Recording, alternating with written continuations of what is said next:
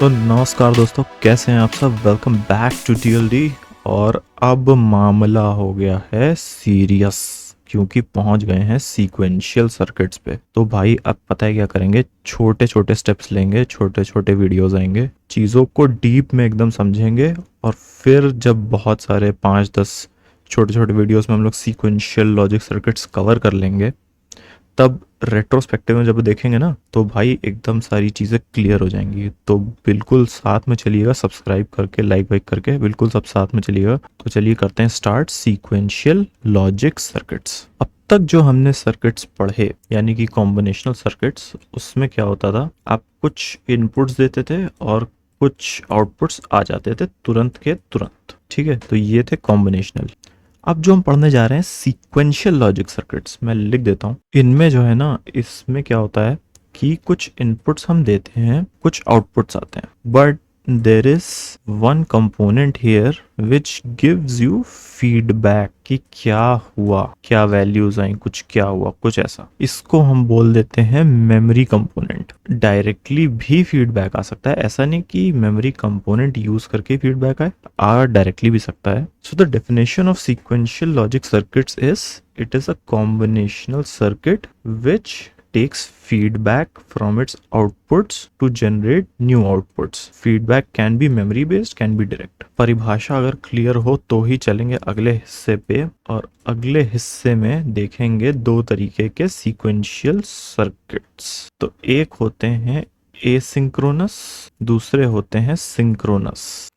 Asynchronous circuits में कोई भी कोऑर्डिनेशन नहीं होता है, मतलब कि अगर ये इनपुट आ रहा है, फिर ये इनपुट आना बंद हो गया, फिर चालू हो गया, कोई फर्क नहीं पड़ेगा। ये आउटपुट आ रहा है, फिर यहाँ से अगर कोई वैल्यू चेंज हो गई, वो वापस फीडबैक में चला गया, तो फिर कुछ चेंज हो जाएगा।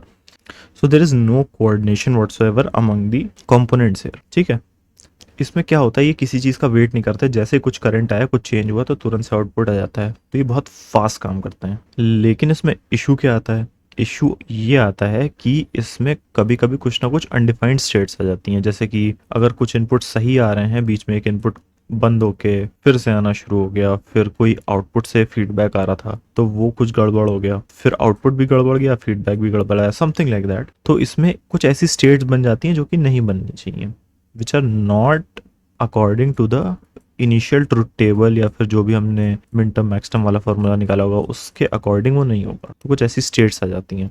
On the other hand synchronous circuits होते हैं। इसमें क्या होता है, सर्किट्स तो वैसे ही होते हैं एग्जैक्टली कुछ ऐसे, ये जा रहा होगा, यहाँ पे कोई मेमोरी कंपोनेंट होगा, उससे कुछ जा रहा होगा, but the thing is all of them they work on a single clock pulse. तो यहाँ पे लिखेंगे सी, ये है क्लॉक पल्स।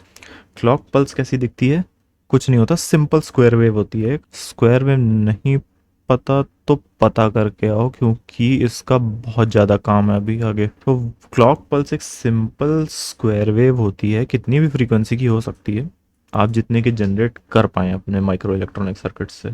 तो इसकी फ्रीक्वेंसी होती है लॉग की फ्रीक्वेंसी, मैंने बोला कि है 10 हर्ट्ज। तो एक सेकंड में मुझे ऐसे 10 पल्सेस मिलेंगे इस क्लॉक के। ठीक है, और एक सेकंड में ये पूरा सिस्टम अपनी स्टेट 10 बार चेंज करेगा, 10 अलग आउटपुट आएंगे। तो ये बात हो गई सिंक और एसिंक की। सीक्वेंशियल लॉजिक सर्किट्स क्या होते हैं वो समझ गए। उसके बाद सिंक, सीक्वेंशियल के दो हिस्से होते हैं, सिंक और एसिंक, वो समझ गए। ठीक है, बहुत ध्यान से देखते हुए चलिएगा।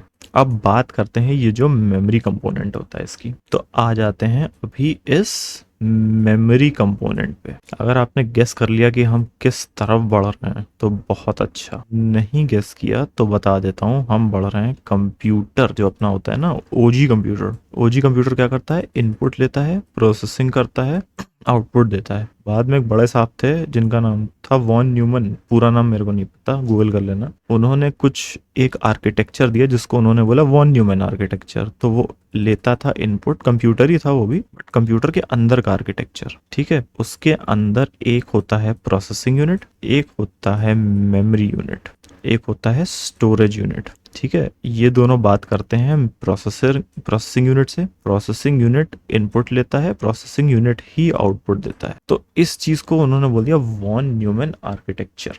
ठीक है, तो वॉन न्यूमन आर्किटेक्चर पे आजकल के जितने भी कंप्यूटर हैं ए टू जेड, जितने आप लैपटॉप पे ये वीडियो देख रहे हो, चाहे फोन पे या फिर बड़ा पीसी हो कंप्यूटर आपके पास, इवन टीवी पे अगर आप देख रहे हैं, जितने भी आज के मॉडर्न कंप्यूटर्स हैं सारे के सारे इसी आर्किटेक्चर पे बेस्ड है। ठीक है, तो इसमें जो मेमोरी लगती है, अब कंप्यूटर में क्या मेमोरीज लगती हैं, रैम रोम होती है, स्टोरेज तो खैर वो तो सेकेंडरी स्टोरेज हो गया, रैम और रोम होती है। तो रोम हमने देखा था, पी रोम हमने देखा था, और अब हम जहां बढ़ रहे हैं वो है रैम की तरफ। ठीक है, तो जिसने भी गेस किया उसके लिए 10 पॉइंट्स, और अब बढ़ते हैं आगे। तो ये जो मेमोरी वाला हिस्सा होता है अपने सिंक्रोनस सीक्वेंशियल सर्किट्स का, या फिर एसिंक में भी मेमोरी तो होती ही है, वो बनती कैसे है, उसके लिए एक लॉजिकल यूनिट डिफाइन किया जाता है। वो लॉजिकल यूनिट जो होता है उसको हम बोल देते हैं फ्लिप फ्लॉप। ठीक है, तो अब पहुंच चुके हैं हम फ्लिप फ्लॉप्स तक। अच्छा, इसको फ्लिप फ्लॉप क्यों बोलते हैं? फ्लिप फ्लॉप में इनपुट्स कोई भी जा रहा हो, क्लॉक पल्स जा रही होगी, कुछ ना कुछ हम इनपुट दे रहे होंगे, फीडबैक से कुछ इनपुट जा रहा होगा, समथिंग लाइक दैट, कुछ भी इनपुट जा रहा हो, बट आउटपुट इसमें सिर्फ दो आते हैं।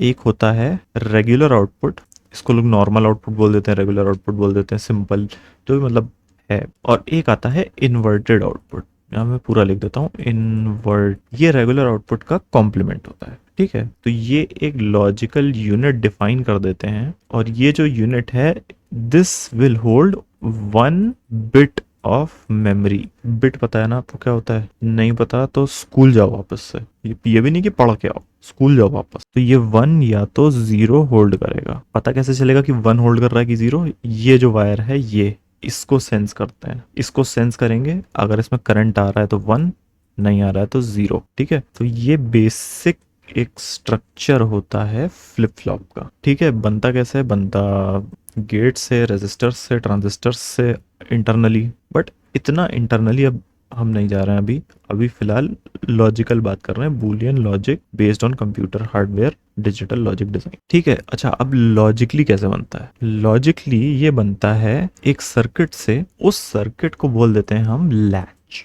तो लैचेस का यूज करके बनता है फ्लिप फ्लॉप। लैचेस और फ्लिप फ्लॉप्स में अंतर क्या होता है? लैचेस जो होते हैं अपने, वो करंट, जो आपका करंट का लेवल है, मतलब कि जैसे ये स्क्वायर वेव अगर चल रही है, तो अभी आप इस समय यहाँ पे हैं या यहाँ पे हैं, उस चीज़ पे काम करता है। अभी जब हम फ्लिप फ्लॉप्स देखेंगे ना, फ्लिप फ्लॉप्स हम देखेंगे कि वो इन चीज़ों पे काम करते हैं, rising and falling edges of the square waves पर। तो जैसे ही वेव की स्टेट चेंज होती है, फ्लिप फ्लॉप की भी स्टेट चेंज हो जाती है। आपने सुना होगा कि पहले एस रैम होती थी, स्टैटिक रैम होती थी, फिर एस डी रैम आई, synchronous dynamic random access memory आई, फिर डी डी आर आई, डबल डेटा रेट। तो वो सब क्या था? जो एस डी रैम होती थी वो एक वेव के आने पे, यानी कि एक स्क्वायर वेव जैसे ही अराइव करेगी उसकी स्टेट चेंज होगी, तो एस डी रैम की भी स्टेट चेंज हो जाती थी। बट जो डी डी आर आई, उसका जो सक्सेसर था, वो क्या करता था? वेव के आने पे और जाने पे दोनों पे स्टेट चेंज करता था। इससे उसकी स्पीड डबल हो गई, इसीलिए उसको बोला जाता था double data rate random access memory, DDR RAM. ठीक है, तो काफी काफी रियल वर्ल्ड रिलेशंस निकल के आ गए। तो लैच क्या होती है, जल्दी जल्दी से देखते हैं। एक सिंपल सा लैच बनाता हूं मैं यहाँ पे। ये एक एनएंड गेट है, ठीक है, समझ लीजिए क्यू आउटपुट जा रहा है, और एक और एनएंड गेट है, यहाँ से क्यू बार आउटपुट निकलना चाहिए। होता क्या है, if we connect this with this, है ना, और we connect this with this, इन दोनों को कनेक्ट कर दिया ऐसे करके, तो इस चीज को लैच बोलते हैं। अगर आउटपुट दोनों का हमें कॉम्प्लीमेंट चाहिए तो इनपुट भी आइडियली कॉम्प्लीमेंट्स में आना चाहिए। नहीं आता है तो क्या समस्या होती है वो देखा जाएगा बाद में, बट फिलहाल यहाँ पे समझाने के पर्पज से देख लेते हैं कि ये 0 है, ये 1 है। सो 0 would transform into 1, 1 would transform into 0। ठीक है, now when the state changes, it becomes 1, it becomes 0। ठीक है, तो 1 goes in here, this becomes 0, 0 gets propagated here and this becomes 1। कुछ इस तरीके से काम करती है लैच। अच्छा, अब ये जो लैच होती है इसका यूज करके हम बनाते हैं फ्लिप फ्लॉप। तो सबसे पहला जो फ्लिप फ्लॉप हम देखेंगे that is SR flip flop. ठीक है, तो SR फ्लिप फ्लॉप कैसे बनता है? एनएंड से भी बनता है, एनऑर से भी बनता है।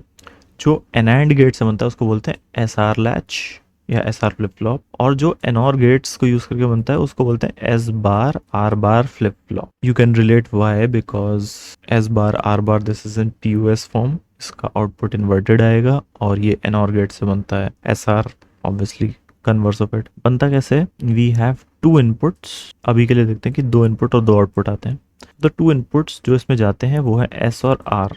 इसको बोलते हैं सेट इनपुट, इसको बोलते हैं रीसेट इनपुट। ये है क्यू और ये है आपका क्यू बार, ठीक है। तो ये अपना एस आर फ्लिप फ्लॉप है। अब इस डब्बे के अंदर क्या होता है ये देखते हैं। इस डब्बे के अंदर कुछ नहीं, एक लैच होती है। ये है अपना एन एंड गेट, ये जा रहा है क्यू, ये है रीसेट इनपुट, ठीक है। इसके जस्ट नीचे होगा एक और एन एंड गेट, उसमें से निकलेगा क्यू बार और उसमें जाएगा सेट इनपुट।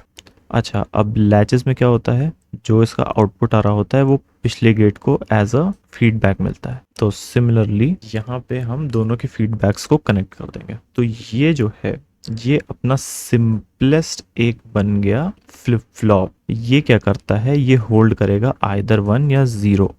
अब ये कैसे करेगा वो देखते हैं। तो बनाते हैं इसका ट्रुथ टेबल। 2 इनपुट्स हैं एस और आर, 0 0 0 1 1 0 1 1। ये है क्यू और ये क्यू डैश। तो जैसा कि पहले हमने डिस्कस किया था कि इन दोनों में ऑब्वियसली उल्टे इनपुट्स ही जाने चाहिए, नहीं जाएंगे तो क्या होगा देखते हैं। तो सबसे पहले 0 1 1 0 देखते हैं कि क्या होता है उसमें। अगर 0 1 इनपुट जा रहा है तो ऑब्वियसली दिस इज 0, यहाँ से भी हमें मिलना चाहिए 0। सो 0 बिकॉज ये उसका कॉम्प्लीमेंट होगा। सो 0 0 would become 1। So Q dash में आएगा 1। सिमिलरली इफ दिस इज 1, यहाँ से हमें 1 जैसे ही मिलेगा we with get 0 on Q. And the reverse cases कि ये 1 0 हो जाएगा सेट रीसेट को रिवर्स करने में। अब द थिंग इज कि अगर हम इसे दोनों को सेम इनपुट देते हैं, चाहे तो 1 1 चाहे तो 0 0, तो सपोजिटली अगर दोनों को हमने 1 एंड 1 दे दिया तब क्या होगा। लेट अस अज्यूम कि पहले यहाँ से हमें 1 मिल रहा था, तो 1 एंड 1 1 और उसका उल्टा 0, ठीक है। क्यू बार हो गया 0, अब 0 गया यहाँ पे 1 एंड 0 0, 0 का उल्टा 1 1 अगेन, क्यू हैज बिकम 1। तो इफ यू सी कि अगर मेरे पास स्टार्टिंग में आउटपुट 1 था और यहाँ पे 0 था तो ये चेंज नहीं हो रहा है। So when we give 1 and 1 दोनों में अगर मैं करंट दे रहा हूँ, so this is kind of a hold state. Hold state का मतलब जो भी इसकी वैल्यू थी वो होल्ड रहेगी, वो चेंज नहीं होगी बिल्कुल भी फॉर बोथ ऑफ देम। अब आते हैं 0 0 पे। 0 0 देने पे क्या होगा कि सी अज्यूम करते पहले यहाँ पे 1 था, तो 0 एंड 1 0 और यहाँ पे आ जाएगा 1, ठीक है। अब 1 जब इसमें जाएगा तो 1 एंड 0 0 और उसका उल्टा 1 and then again 1 is coming back here. तो क्या होगा, क्यू और क्यू कॉम्प्लीमेंट जो होंगे वो सेम हो जाएंगे, तो ये चीज हो जाती है गलत। सो इस स्टेट को हम बोलते हैं undefined state. This is undefined, this is hold, this is the reset state, this is the set state. Because इसमें आर की वैल्यू 1 है, आर ने सर्किट को रीसेट करके क्यू की वैल्यू 0 कर दी है। सेट को अगर हमने 1 दिया तो क्यू की वैल्यू 1 हो जाएगी। So that's the basic of your S R latch, ठीक है। इसका एग्जैक्टली उल्टा आप कर लीजिए, बस इसको अगर आपने एन और गेट से रिप्लेस कर दिया ना, so this would become an S bar are bar latch. सारे ट्रुथ वैल्यूज रिवर्स हो जाएंगे, 0 0 पे हो जाएगा होल्ड, 1 1 पे हो जाएगा अनडिफाइंड स्टेट। अच्छा, इस सर्किट में एक्चुअली करते क्या है, अगर इसे हमें क्लॉक्स के साथ यूज करना है, लाइक एक पर्टिकुलर फ्रीक्वेंसी पे चीजें रिफ्रेश करनी है, मेमोरी रिफ्रेश करनी है, तो यहाँ पे सिंपली हमें क्लॉक इनपुट डालते हैं and this clock will have these pulses, ठीक है। तो क्या होगा, बेसिकली हम क्या करेंगे, ये आर और एस के साथ हम इसको कर देंगे एंड, ठीक है। तो व्हेन क्लॉक की वैल्यू 1 होगी only then this latch will be activated, तभी एस और आर की वैल्यूज कंसिडर करके इसको हम इनपुट देंगे और तभी हम इसको सेंस भी करेंगे क्यू आउटपुट को कि अब इसकी वैल्यू क्या है। सो this is how an S R latch is made with clock. फिलहाल के लिए इतना। आज हमने क्या कवर किया, सिक्वेंशियल लॉजिक सर्किट्स क्या होते हैं, उनका डिफरेंस, एसिंक और सिंक। सिक्वेंशियल लॉजिक सर्किट्स क्या होते हैं, उनमें क्या डिफरेंस होता है, मेमोरी कैसे बनती है, फ्लिप फ्लॉप्स और लैचेस क्या होते हैं, एसआर लैच क्या होता है। तो ये सारी चीजें हमने करी। नेक्स्ट जो वीडियो होगा उसमें क्या कवर करेंगे लौट के बताता हूँ। तो नेक्स्ट वीडियो में एसआर लैच के ऊपर जितने भी ऑपरेशंस होते हैं, जितनी भी उसकी स्टेट डायग्राम्स और उसमें क्या क्या स्टेट्स होती हैं, कैसे बनती हैं, प्रीवियस और नेक्स्ट स्टेट का रिलेशन, टाइमिंग इवेंट्स, डिलेज, सब कुछ जितना जो एसआर लैच में होता है चीजें, वो सारी करेंगे अगले वीडियो में, because that is a very big topic and उस तरीके के क्वेश्चंस एग्जाम में आने के चांसेस भी बहुत ज्यादा हैं, उसे समझना बहुत अच्छे से पड़ता है। तो चलिए, thank you so much for watching this video. मिलेंगे अगले वीडियो में, तब तक के लिए थैंक यू, बाय बाय।